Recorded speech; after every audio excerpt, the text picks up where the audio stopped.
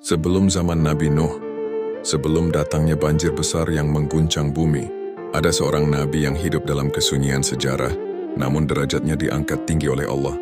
Namanya jarang disebut, ialah Nabi Idris alaihissalam. Dalam Al-Quran Allah menyebutnya sebagai seorang yang sangat membenarkan dan seorang nabi, dan Allah mengangkatnya ke tempat yang tinggi. Nabi Idris alaihissalam dikenal sebagai sosok yang sangat mencintai ilmu. Bahkan namanya Idris disebut berasal dari kata darasa yang berarti belajar. Beliau mempelajari syuhuf yang diturunkan kepada Nabi Adam dan Nabi Syits, dan Allah pun menurunkan kepadanya 30 syuhuf sebagai petunjuk untuk umatnya. Dalam sebagian riwayat, beliau disebut sebagai leluhur dari Nuh. Beliau adalah manusia pertama yang menulis dengan kalam, yang pertama mengajarkan baca tulis, yang pertama menjahit pakaian, menggantikan kulit binatang dengan kain yang lebih layak.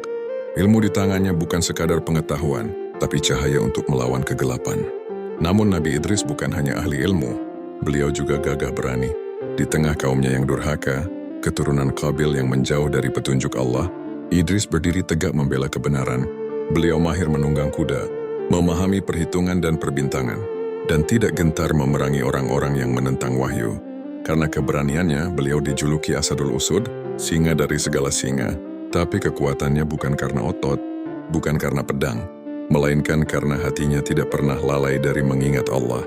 Allah berfirman dalam Al-Quran surah Maryam ayat 56-57, dan ceritakanlah kisah Idris di dalam kitab, sesungguhnya dia adalah seorang yang sangat membenarkan dan seorang nabi, dan kami telah mengangkatnya ke martabat yang tinggi. Tidak banyak detail tentang kehidupannya, namun satu hal pasti, Allah sendiri yang memuliakannya. Sebagian ulama menafsirkan bahwa beliau diangkat ke langit dalam keadaan hidup, sebuah kemuliaan yang menunjukkan kedekatan luar biasa dengan Rabb-nya.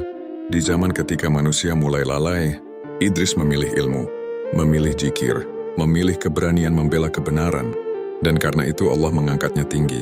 Bukan dunia yang membuat seseorang mulia, tapi kesetiaan kepada Allah di tengah dunia.